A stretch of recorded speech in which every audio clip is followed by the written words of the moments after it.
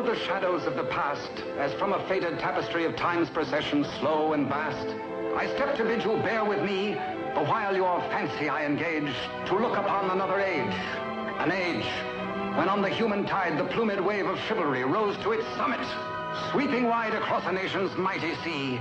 France never shone a brighter power than in this high, romantic hour.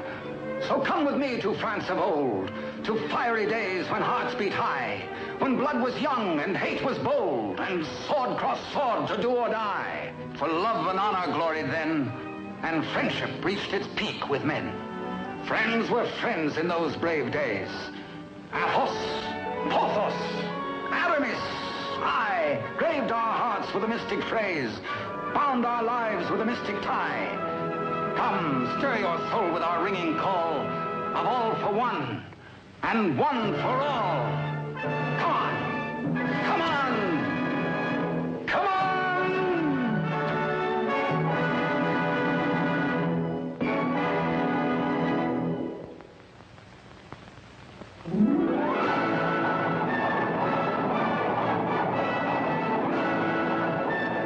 It is Paris on the 15th day of September in the year of our Lord 1638. Public excitement runs high. The populace enjoy a general holiday. Impatiently, they wait for the news of an heir to the throne of France.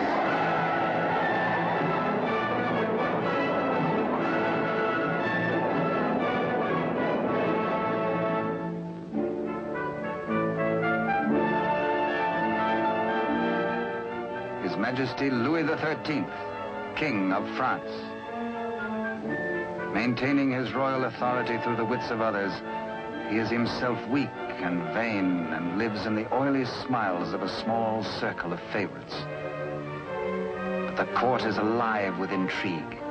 There are parties within parties, conspiracies beyond conspiracies, plots and counterplots.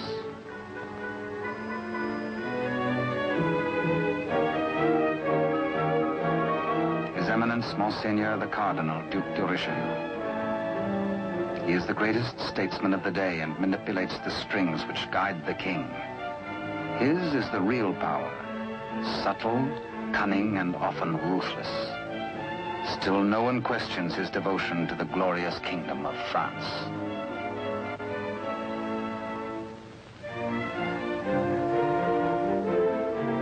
On this auspicious morning, the king pays a state visit to his queen. It is the custom for the sovereign and his courtiers to attend the expectant royal mother until his child is born.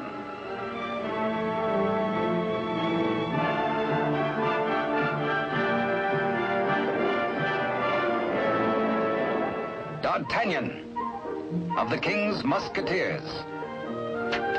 Relieved of his duties at court for the day, he hurries to the home of his sweetheart, Constance Bonacieux. Constance is seamstress to the queen and is expected at the palace, so she cannot tarry long.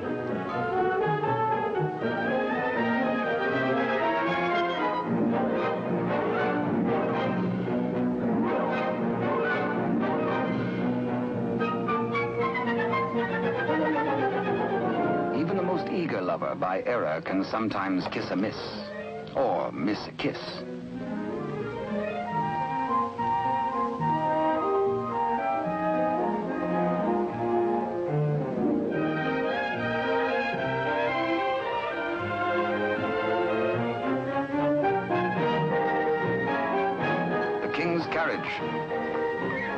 It arrives for Constance.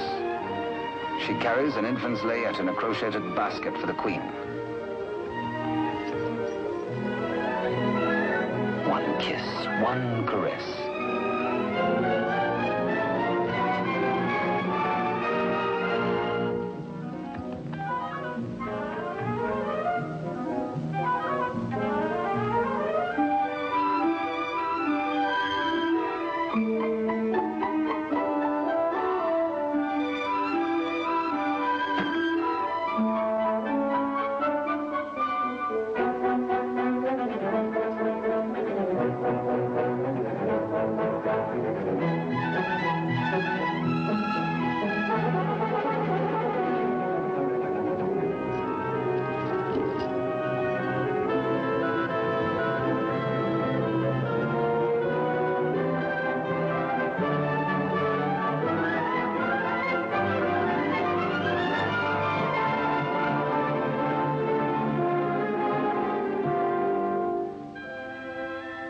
A kiss truly is a delicate plant requiring privacy to grow into a tender blossom, the dream of all lovers.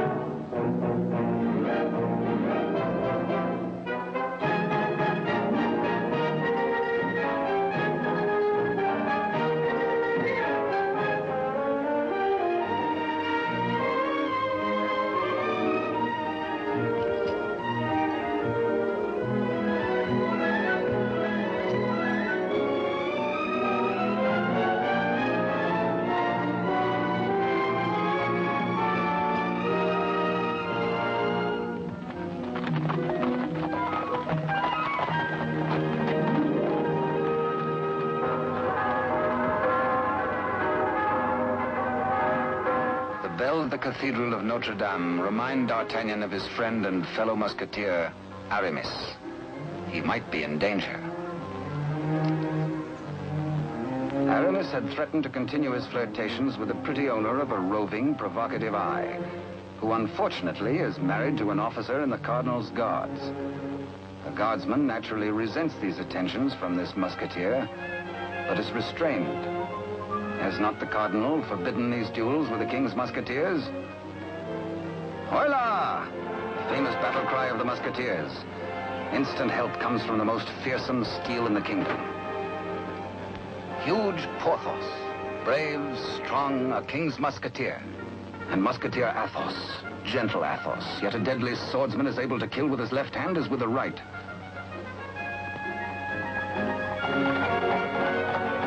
D'Artagnan! The battle is forming. The Cardinal's Guards. This is no private fight then, eh? The Musketeers against the Cardinal's Guard. It started before D'Artagnan was born. And what are the odds? 1, 2, 3, 4, 5, 6, 10 guards to 4, 5 to 2, 2.5 to 1? Too simple. Draw your skewer, Monsieur Half Guardsman. Let's measure half a point.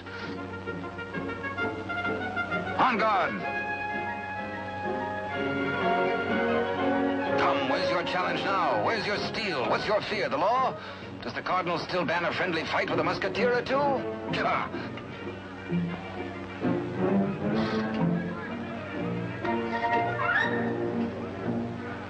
Porthos, as always, is thirsty. He has capacity. D'Artagnan, with his quicker eye, has a more bountiful drinking source.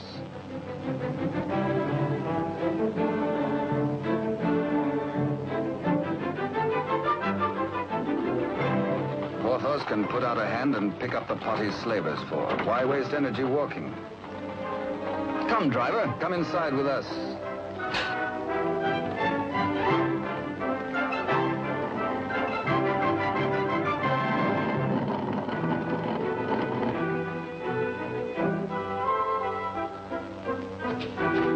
The old driver swears his wagon is damaged. His master will skin him. His horse is loose. He has a terrible wife. He has trouble. Everybody is mean to him. He has to be mean too. Ha ha! Now, take your temper out on me, good friend. Now, feel better? Now we can talk. I'll win you the price of your horse and more. Come, guardsman, I challenge you to game. This is not forbidden you.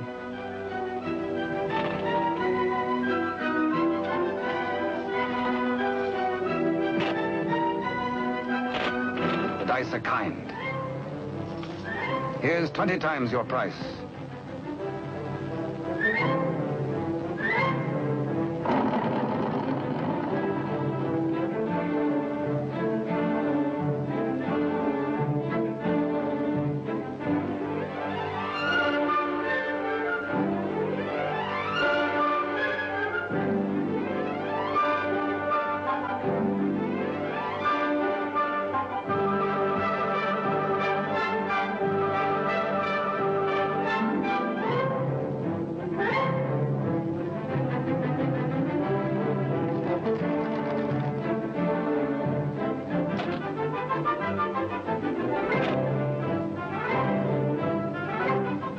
Riding high, D'Artagnan returns to the dice game.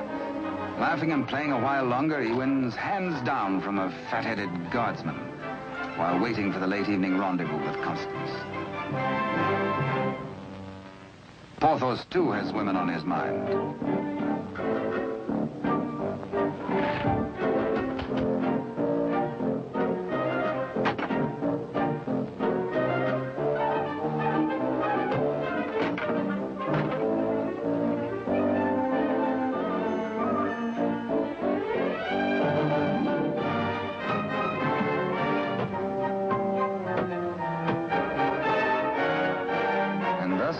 The only battle the Musketeers ever lost in fair fight.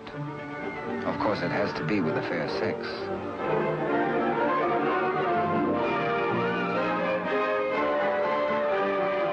For the first time in his life, a panic-stricken Porthos screams a terrified, "Hola!" Athos hears him. Aramis springs bravely to the side of his comrades, and they flee together. But D'Artagnan hears only the pounding of a lover's heart. As the flood of battle at last sweeps close to him, he leaps to meet the foe and draws his swords. He will fight, yes? No, yes, no, he won't. Here, indeed, discretion is the better part of valor. Caught between the she-devils and the deep blue sea, they choose the water.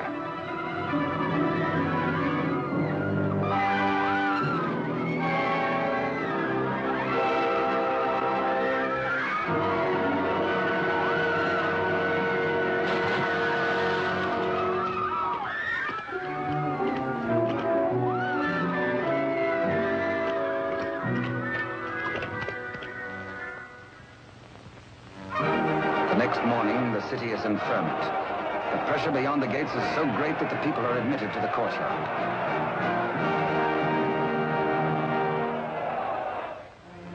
Adjoining the Queen's apartment, Constance prepares the layette.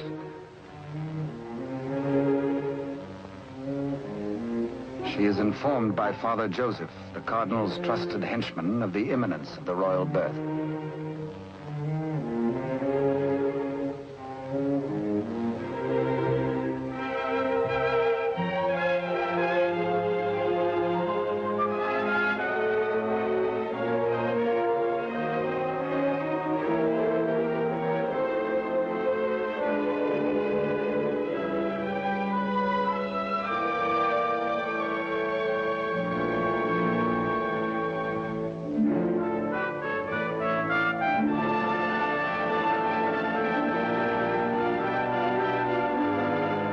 And so a prince is born to France, one day to become Louis XIV.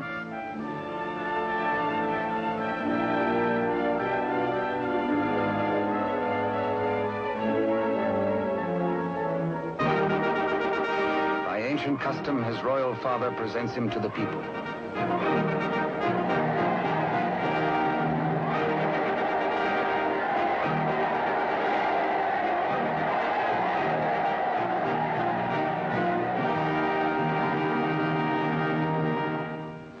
But in the Queen's bedroom, another cry is heard.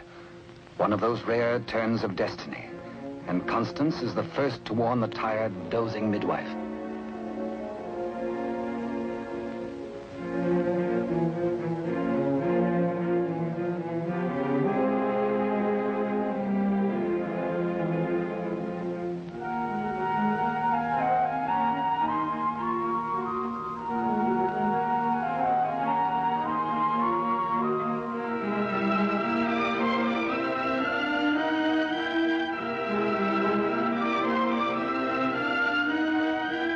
Father Joseph grasps the vast consequences of this extraordinary event. This news must be conveyed discreetly to Cardinal Richelieu before it gets abroad. He writes a message inside the wrapper of some medicine, intends it for the Cardinal's eyes alone.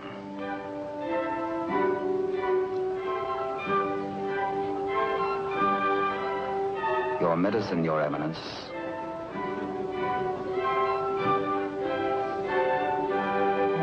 Duke de Rochefort, conniving head of the most powerful faction in court, working always in self-interest against the king and cardinal, pretending loyalty to both.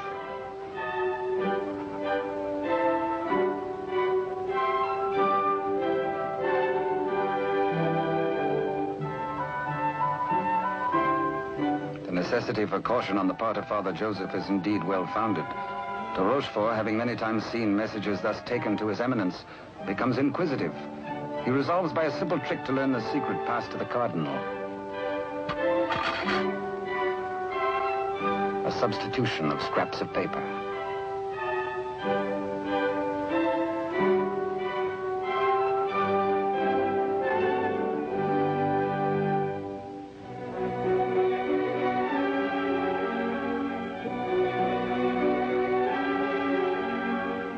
Cardinal realizes that enemies of the regime can do irreparable damage. 2 heirs to the throne. 2 rival parties of courtiers. More quarrels, more bloodshed. Poor France, helpless, torn between 2 factions. The secret of the twins must indeed be forever guarded if France is to have peace, and if he, the cardinal, is to retain his power.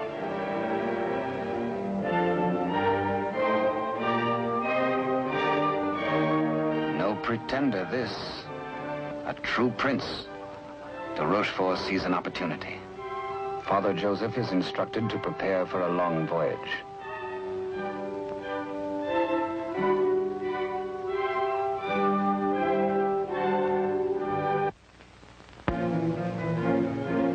The cardinal has a plan. He sends a page to summon de Rochefort.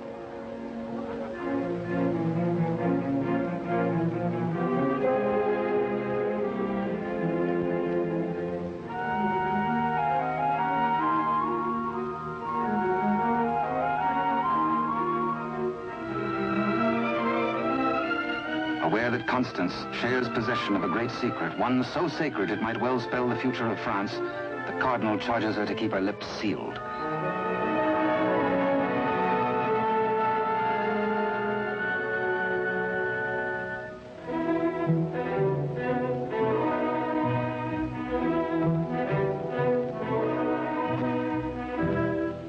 Richelieu entrusts the wily de Rochefort with Constance's safety.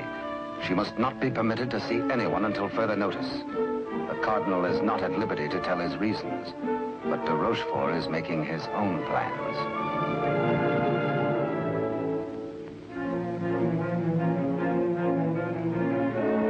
In accordance with the cardinal's command, Father Joseph, accompanied by the midwife, secretly takes the twin away to the Spanish border. The child shall be raised as a commoner with no knowledge of his royal birth.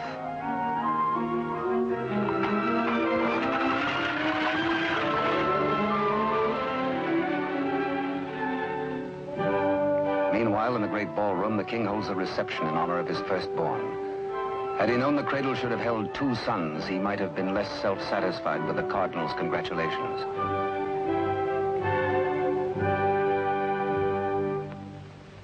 To the notorious Milady de Winter, de Rochefort comes to reveal this chance of fate.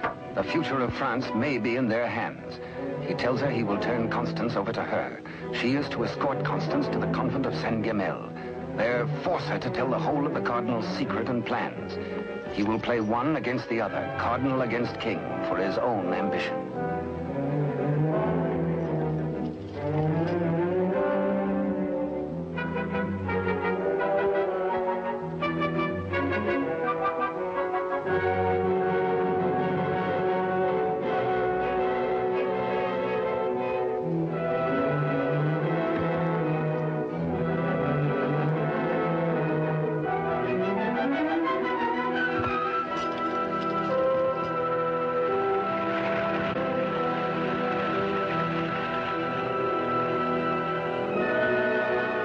Constance to be... One of the chair carriers runs with the news to the Musketeers' barracks.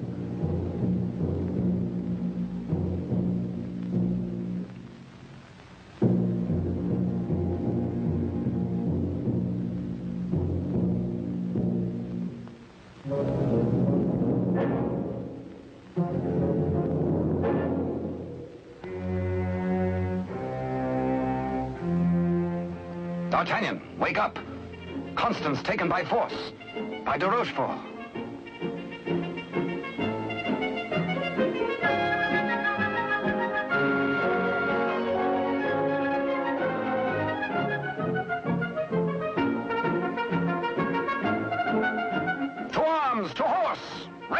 go. All for one and one for all, and hang the tack.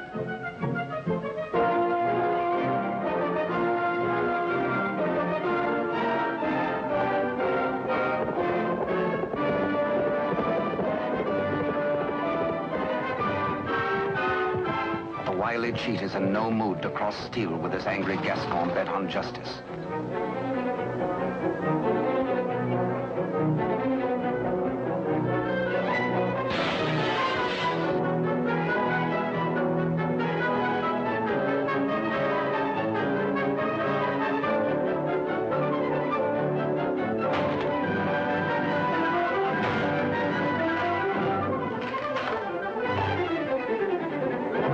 Thugs are powerless to help.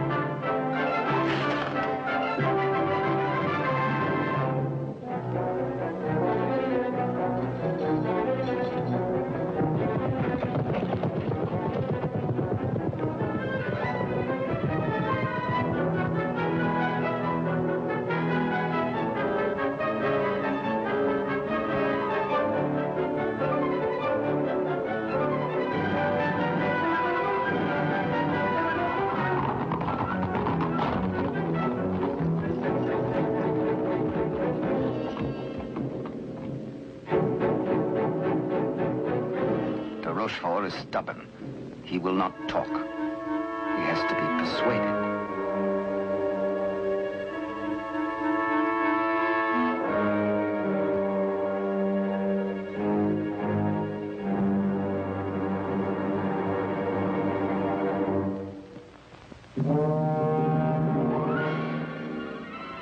The probe goes on. Where is she? Where is Constance? Talk or fall 200 feet to the bottom of the well. Talk or die.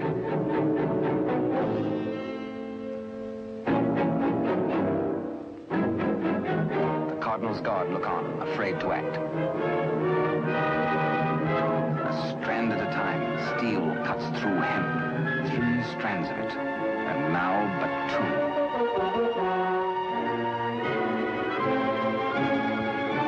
Now 1. De Rochefort breaks. The convent of Saint-Guerel.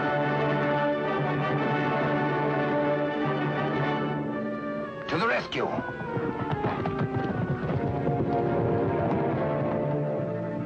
A stableman granted audience with the Cardinal tells of de Rochefort's trickery and capture and of Constance's abduction by Milady de Winter.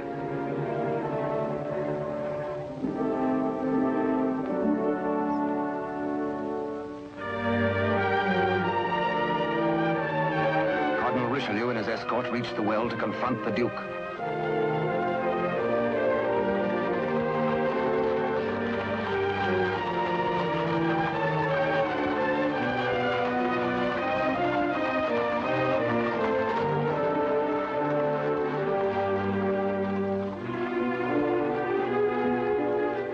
Accused, exposed, a nervous, bedraggled penitent.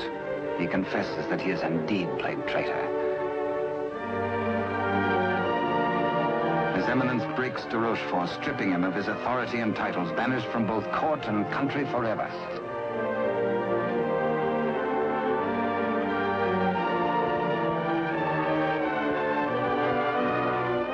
Fearing for the safety of Constance, the Cardinal speeds in pursuit of Milady de Winter.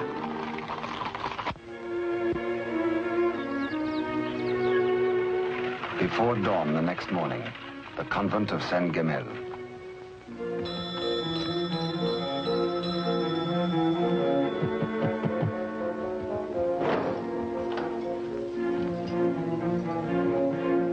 Milady de Winter assures the unsuspecting nuns her prisoner is an enemy of the state, to be confined to the convent on orders of the Cardinal.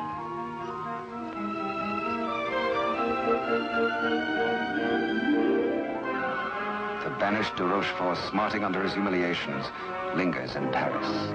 All is not lost. He uses the last of his wealth in a desperate gamble and buys the services of ruffians.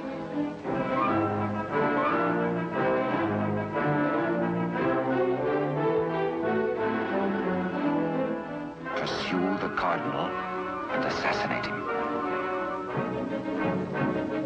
Next, find D'Artagnan and his 3 musketeer friends and put them to the sword.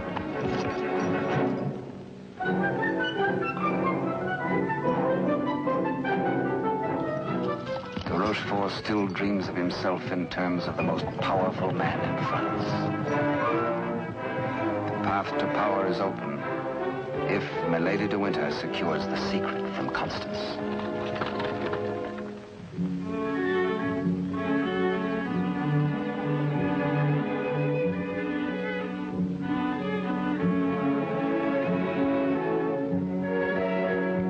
With sweet words and honeyed entreaties, the unscrupulous Milady de Winter seeks to cajole Constance into telling all she knows.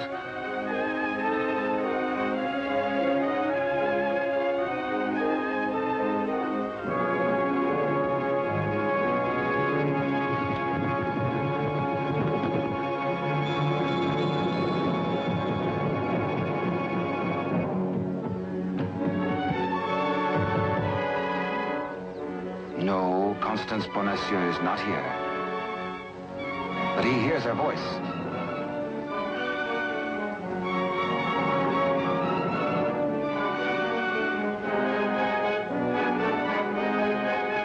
Hola! One for all and all for one.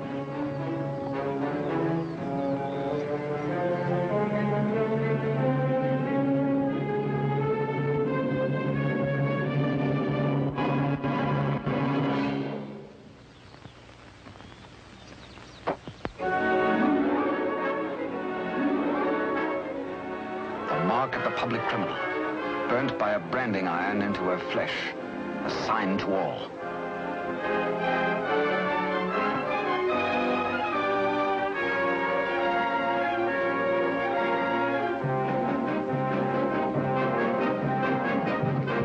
Exposed to Constance as a criminal, Milady de Winter is desperate. If caught thus in a second act of crime, by the laws of France, Milady must face public execution.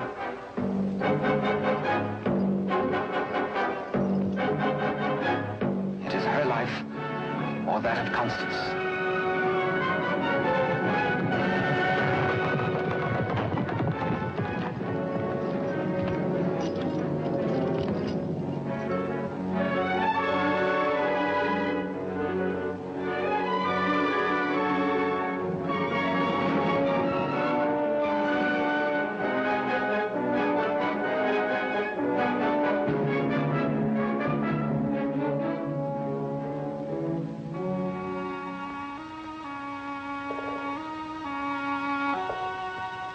D'Artagnan hears Constance whisper that she loves him above all men. And then she murmurs 3 words, the other one, the other one.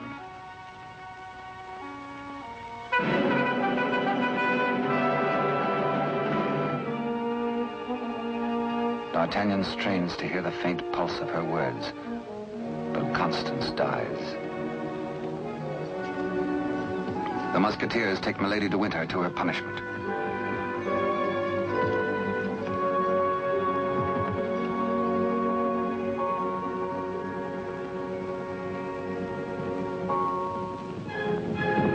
His Eminence the Cardinal has traveled through the night.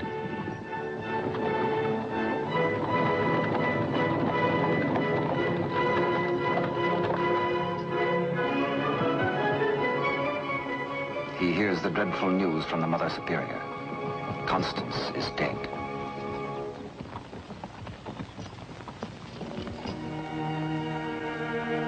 Faithful, loyal Constance.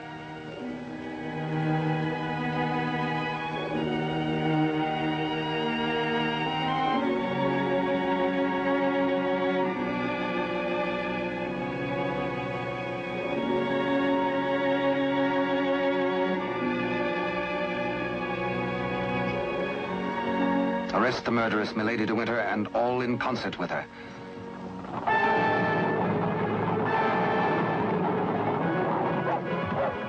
three musketeers, Athos, Porthos, and Aramis, enraged, take the law into their own hands and deliver the murderess to the public executioner and order her death.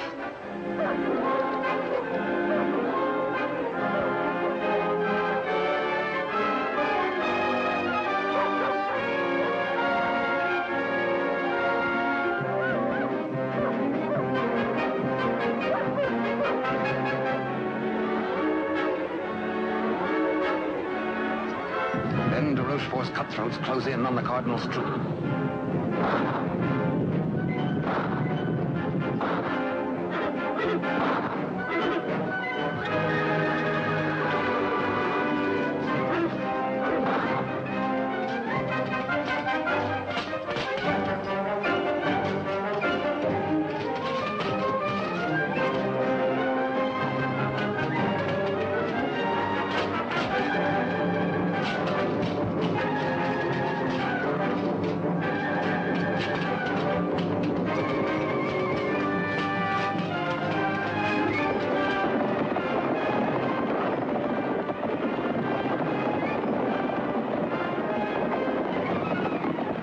Some distance away, the Musketeers are captured by their deadliest rivals. The Cardinal's Guard formally arrest the Musketeers for continuing to take the law into their own hands. Disarmed, the Musketeers are set against the wall for execution.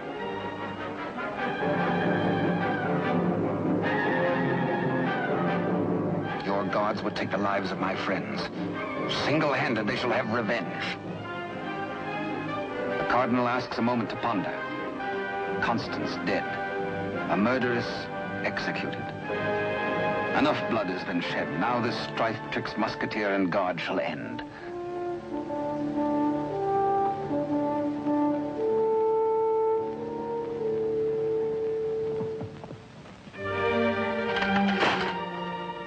D'Artagnan's plea saves his friends, but there's to be a harsh penalty. Richelieu's plan concerns the state, and these continuing disputes between his guard and the king's musketeers. The four musketeers must separate, never to come together again on pain of death. His judgment, oh, a sorry day. The musketeers are banished, each to his own province, never to visit Paris again, nor set foot beyond the bounds of his own fields.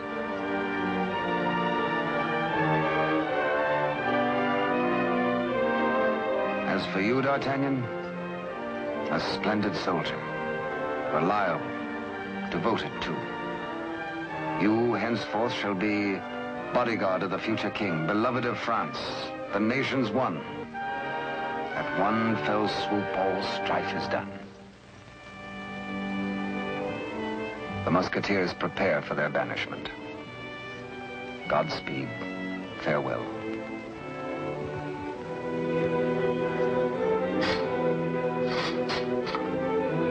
Eternal friendship, it shall not pall. All for one, and one for all.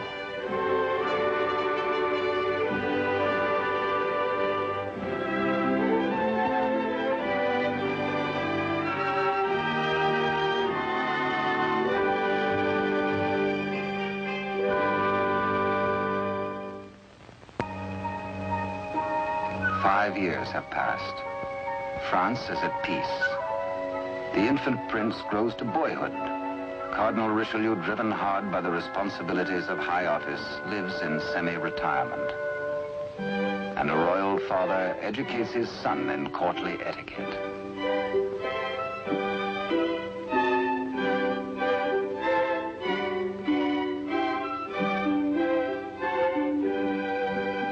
In failing health, His Eminence lives in hourly expectation of death, troubled by word that the second twin bears an identical likeness to the heir.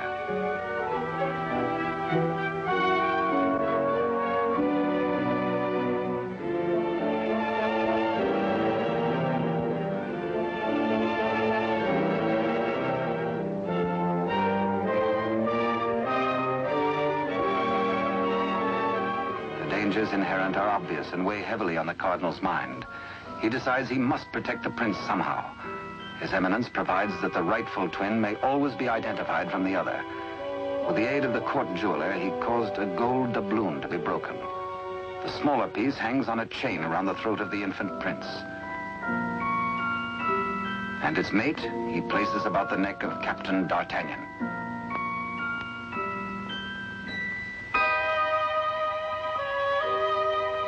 And so, by joining the pieces, the true heir to the throne of France and the prince's first guardian are known to one another for all time. He starts to say, I hold a secret. But the chill hand is upon him.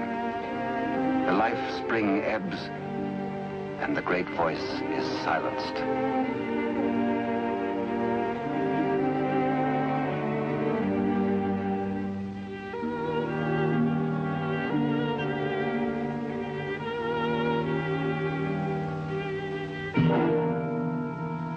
A great statesman passes into history. The church loses a noble servant, and the ship of state is without its pilot.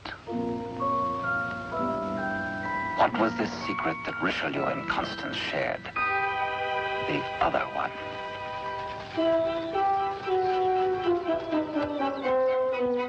Across the Spanish border, the prince's twin brother is reared by servants of the late cardinal. The banished de Rochefort, living nearby, holds the twin under his very eye. He bides his time. He has only to wait patiently for the proper day.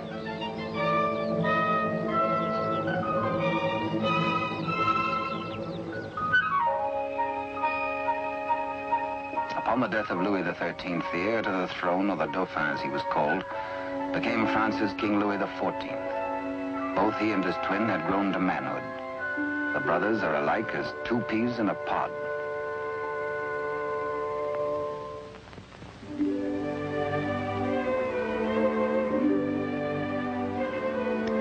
Years have passed and more since Richelieu bent his iron will to break the bonds that held us four. But Porthos, Athos, Aramis, I will ride once more. Once more we'll heed the clarion call of all for one and one for all.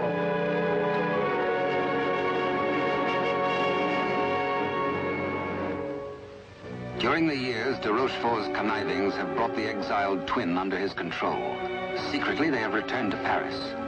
De Rochefort has lavished upon the usurper the trappings of royalty, teaching him to copy even the handwriting of his brother, the king. Yet the quality of the spirit so generous in the king is replaced in the brother by hatred and viciousness.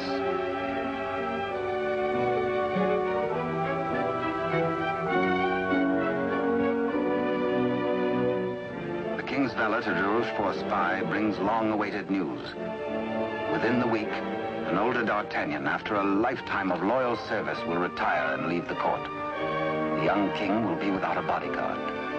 Every detail of their plan has gone over. The map, the sentries to overpower, the secret approach to the royal apartment, the signals.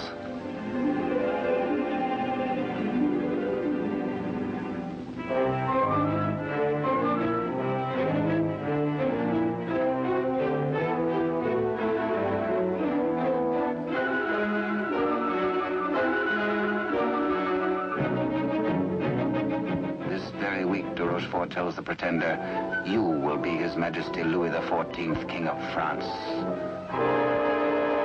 Louis XIV, King of France, spends D'Artagnan's last day in fun and gaiety.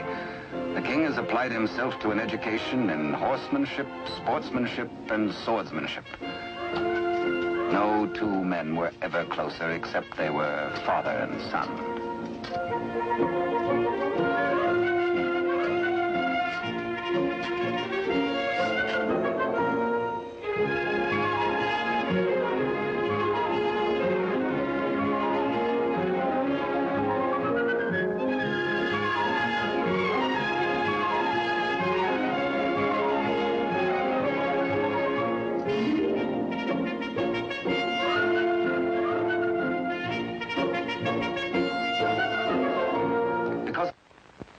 Early, D'Artagnan enters the royal bedchamber to bid the king goodbye. Tonight he feels happy. His service is done. His king is secure. The state is safe. But by some odd premonition, the coins are matched on this final night of parting.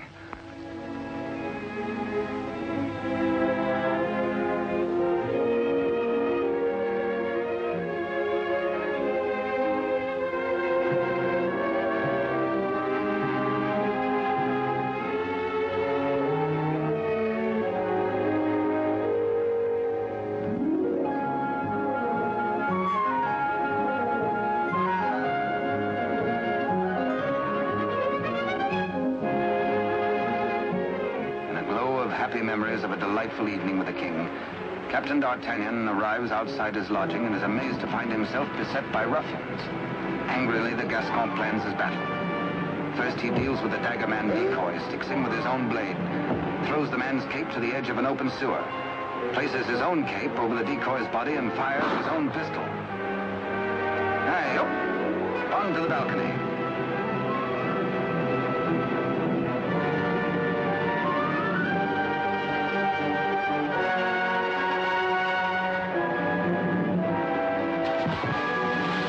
There, they believe, goes D'Artagnan.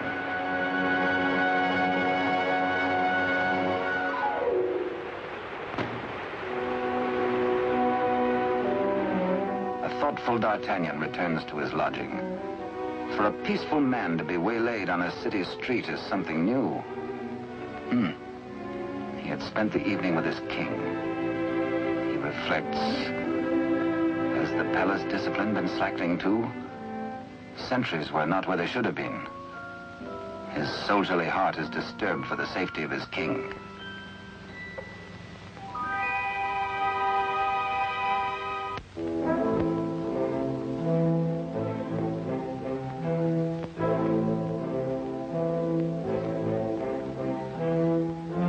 Rochefort's plan is working without a hitch. Sentries at the outer gate have been overpowered. Entry is forced into the inner quadrangle. The palace is entered through a servant's postern leading to long-forgotten cellars. Success. No sound, no word, no warning.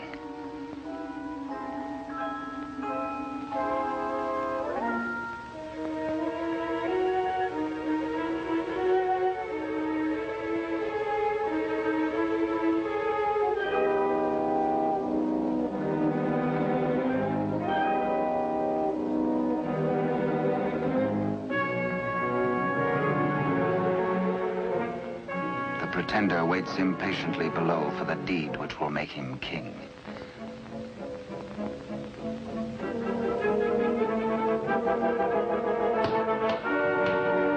In the anteroom to the king's bedchamber, de Rochefort's maggot awaits his master's signal, ready for the final treachery.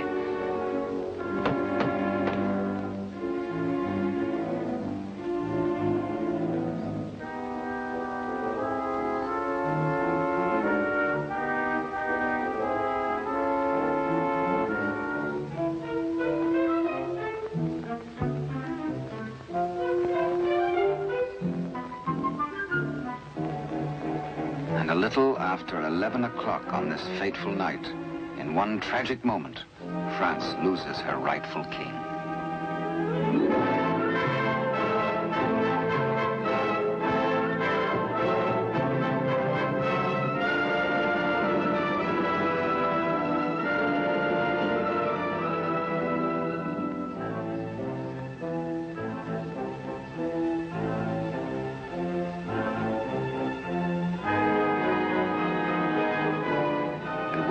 Uncertain if he dreams or not, King Louis XIV, surrounded by strangers, looks unbelievingly at a venomously mirrored likeness of himself. The usurper watches his royal brother with a lifetime of hate. De Rochefort's plans have been cleverly checked and double-checked. He means to hold the true king a prisoner as a threat over the head of the usurper should he rebel against his commands. At de Rochefort's order, his cohorts strip the king of his night attire and in exchange dress him in the usurper's clothes.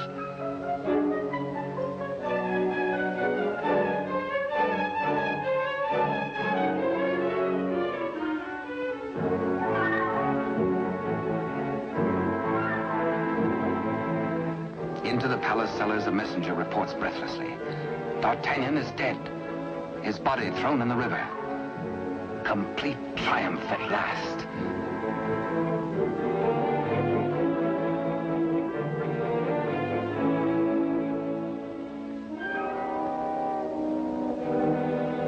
An iron mask, an invention of the devil. An iron mask, a prison within a prison, is placed over the head of the rightful King Louis XIV and locked at the neck, his countenance concealed from all men.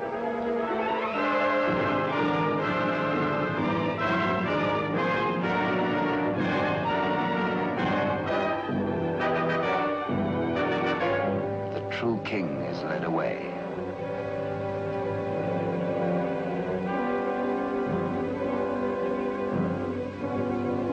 In the quiet of the royal apartments, the true king's bed is occupied by the usurper. Trusted servitors have been spirited away. The twins' lackeys have replaced them.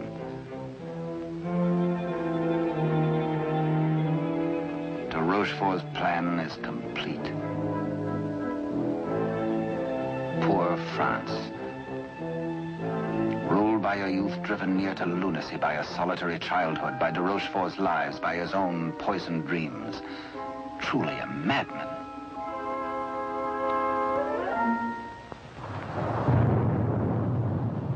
Suffering in human life is proportioned to human strength.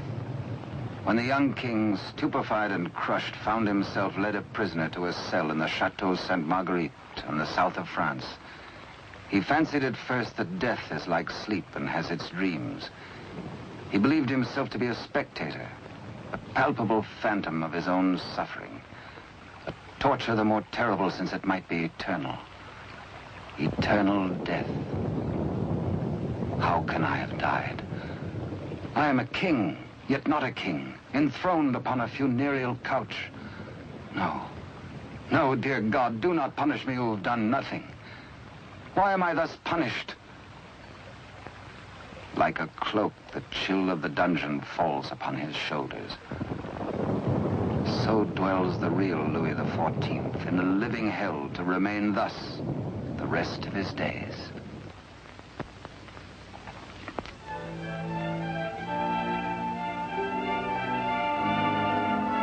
The Queen Mother, always restricted, prevented from seeing her son, determines finally to pay him a visit.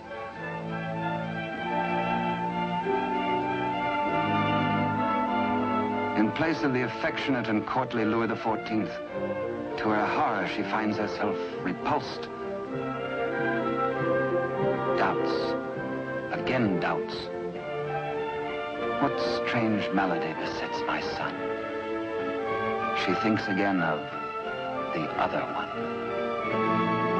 De Rochefort hurries to the king's apartment, fearful that a mother's heart has sensed the truth.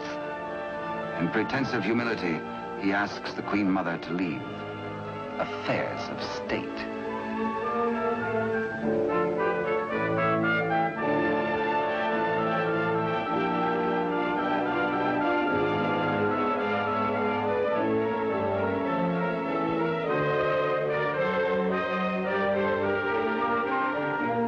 De Rochefort is determined. This shall not happen again, and whispers death.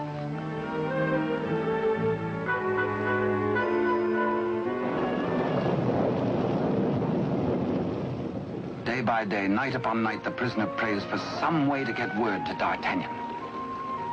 A heaven-sent fisherman hoves to.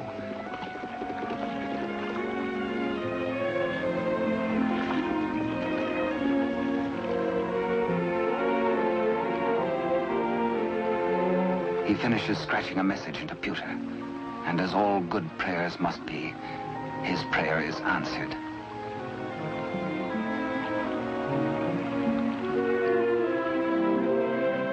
Millet and mackerel are running, and then a catch, apparently from heaven.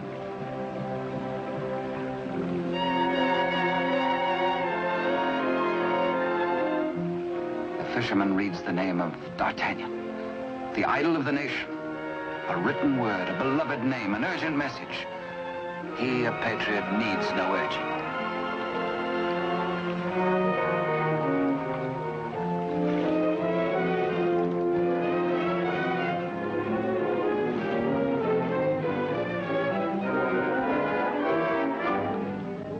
Paris goes about its daily affairs, unaware that its rightful king languishes in prison, and the Queen Mother herself faces death as the humble fisherman hastens to D'Artagnan's home. D'Artagnan stays on in Paris, and to his hurt amazement continually finds himself barred from the court. Day by day, week by week, audience with the king has been refused him. The fisherman blurts his weird news. A story hard to believe. A lonely castle which D'Artagnan knows like the palm of his hand. A prisoner in an iron mask behind its bars. But the signature, An etching of a coin that fits his own exactly.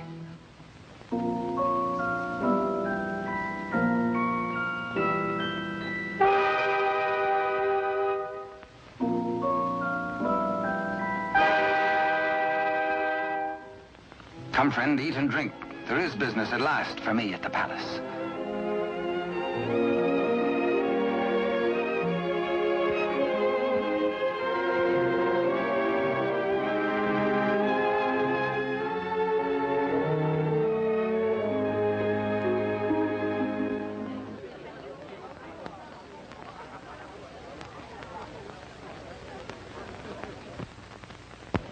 Threading his way through the perfumed route of the court's chattering idlers, D'Artagnan finds himself a stranger in a strange atmosphere.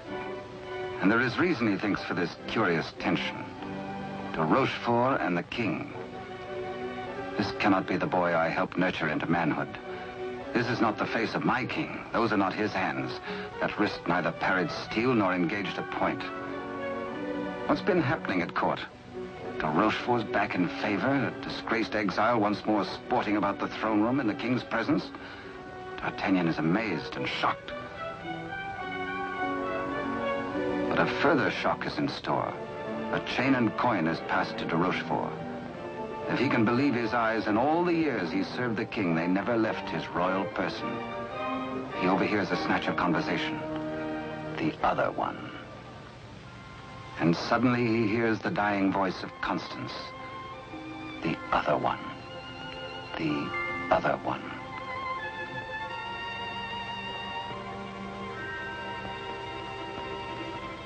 What did she mean? A message signed by the royal coin.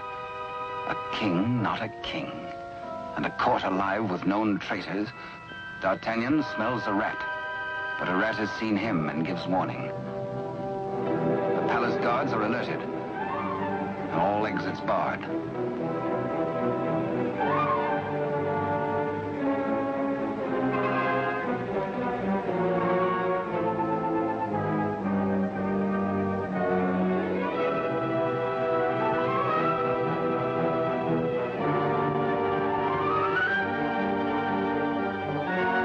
Little do they reckon with a resourceful old musketeer.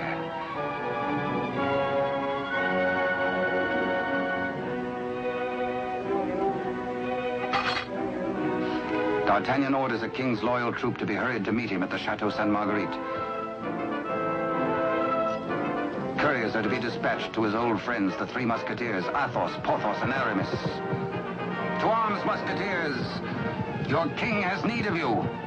One for all, and all for one.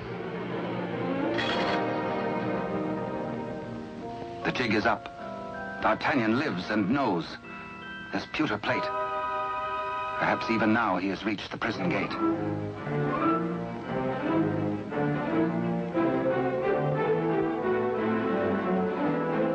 De Rochefort cannot believe his future lies in a common plate.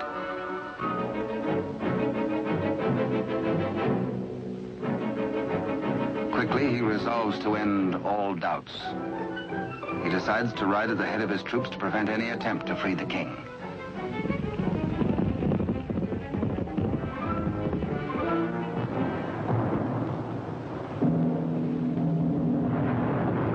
The puzzled D'Artagnan has reached the Chateau Sainte-Marguerite, certain that his comrades will join him.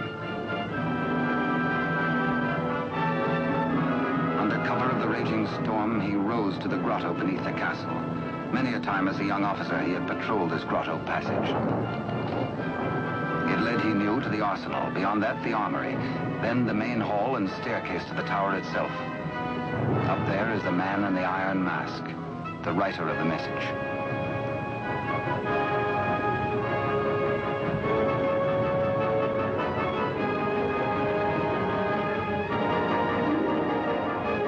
To his astonishment, D'Artagnan finds the entrance to the arsenal is newly walled.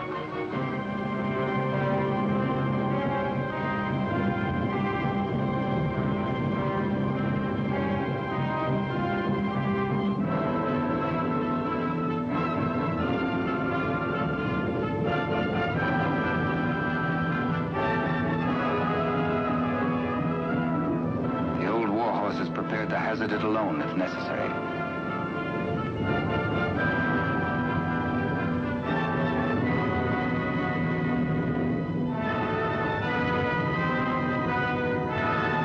The fisherman returns to the opposite bank to await the arrival of help.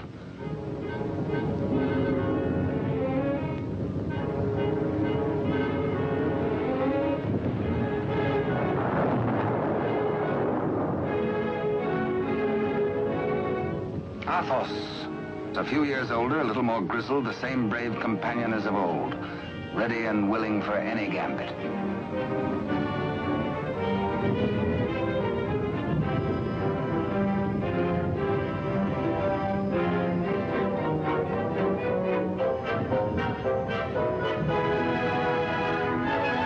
And now Aramis.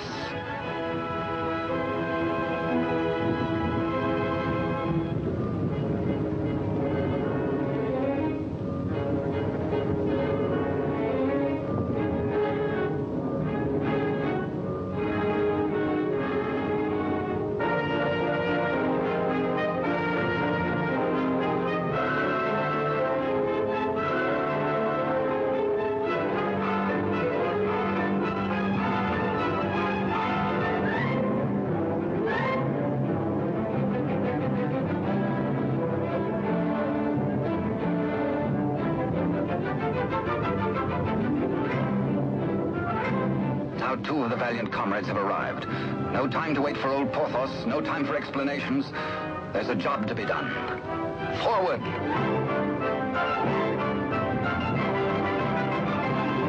Through the racks of gunpowder barrels to the main hall, and the tower staircase itself.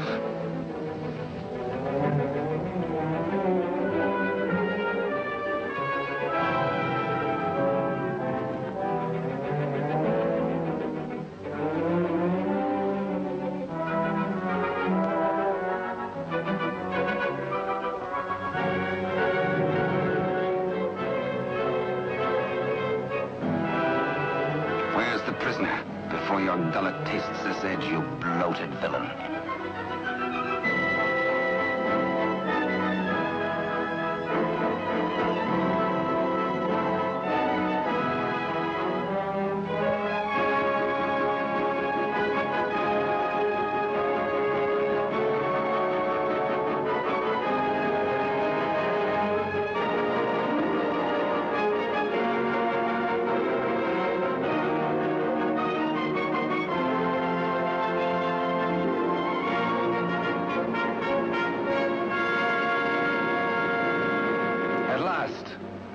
D'Artagnan knows the voice.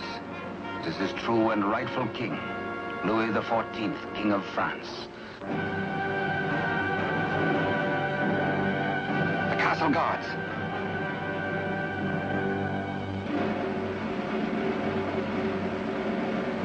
The challenge is met. Hola! The Musketeers fight together again.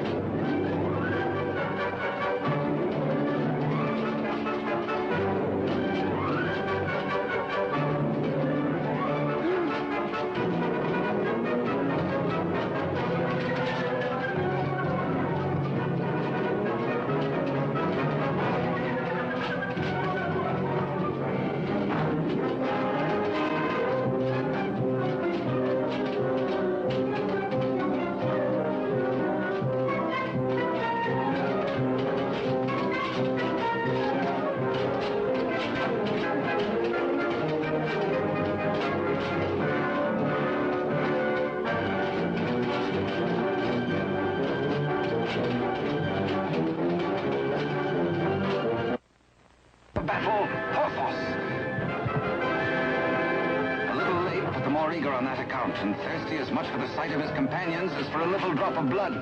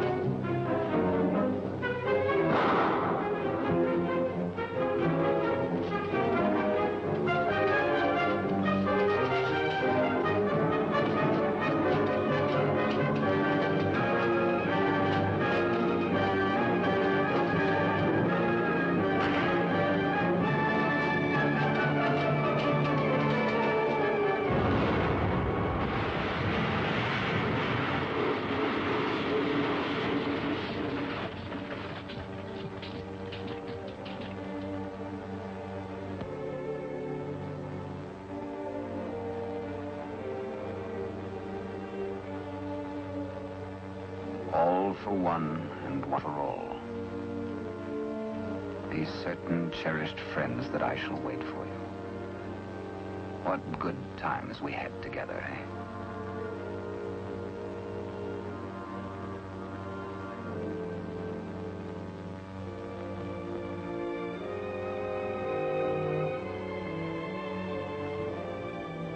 Good Porthos, farewell.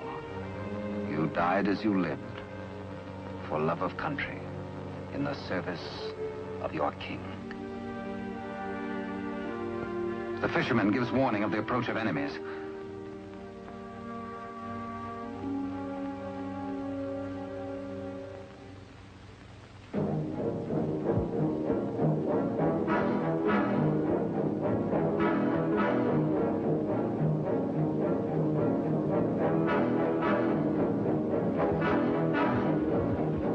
The Musketeers surround the king and gallop off to Paris. De Rochefort rides hard in a last effort to keep his house from crumbling.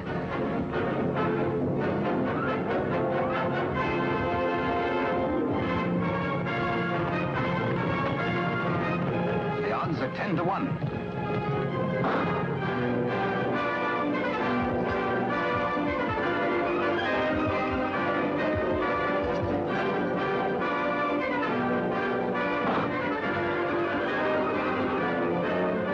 Your Majesty.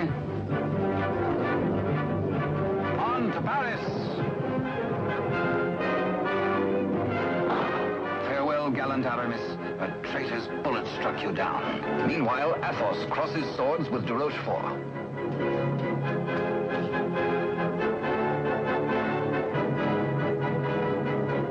But at the highest price of all, Athos joins his comrades.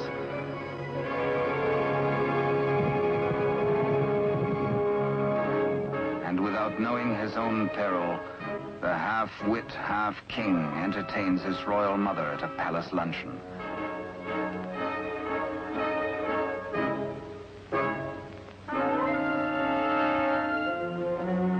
Cunningly, he says, a private matter.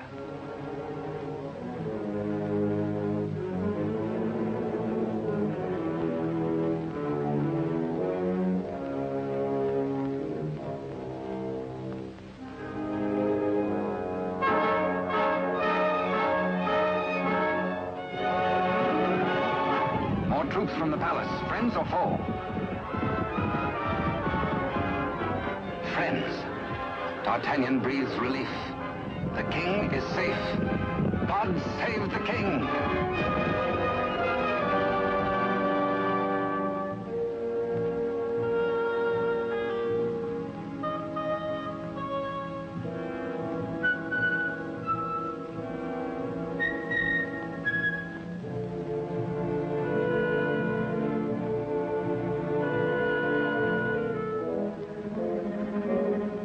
The Queen Mother suspects this attempt on her life.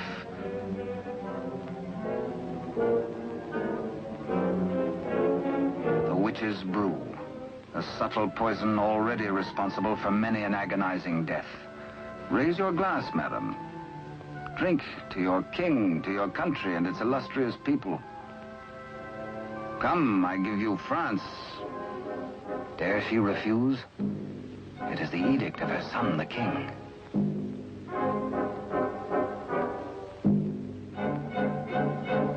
The toast, but a warning cry.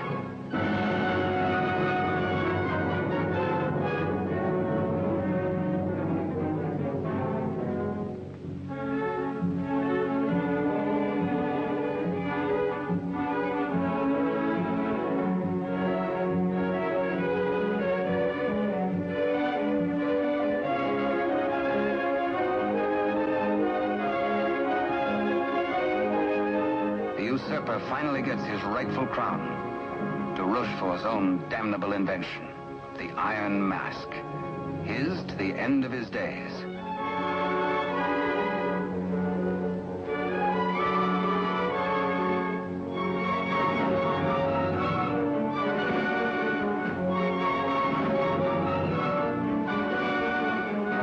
As D'Artagnan pours away the poisoned wine, the usurper takes swift, bitter revenge.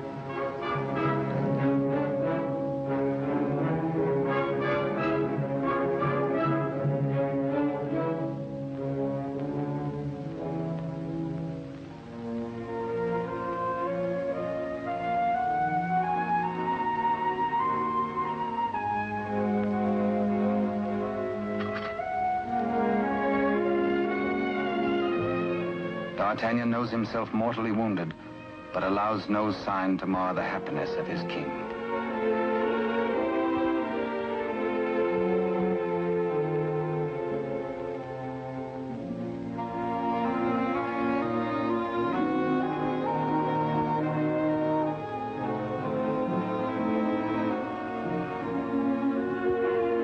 Blood, the weapon of the murderer, with crimson evidence on the blade.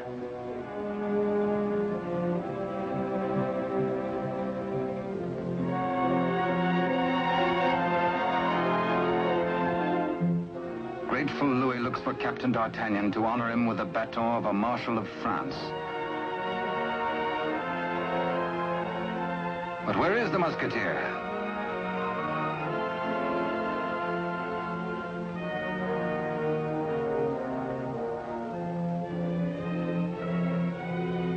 The court resounds with the king's commands and his cry to find his friend and mentor.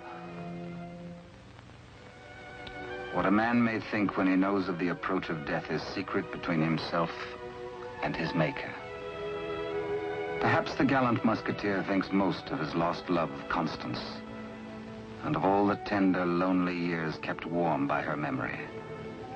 He dies in hope of faith that she might welcome him, that once again they might be one. How can they die, these bright ones? How may such energy, once released, be prisoned by earth or stone or grave? We die as we lived, say they, with life. And with life, how can there be death? Only remember us. Only open a little book and we shall always be with you. To ride a fine horse or to cross a sharp blade or carouse with a barrel or dally with a maid. Come one, come all.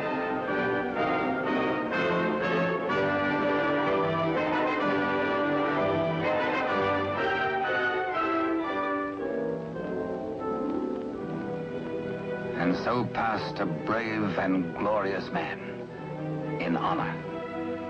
Only think, and we live again. We live forever.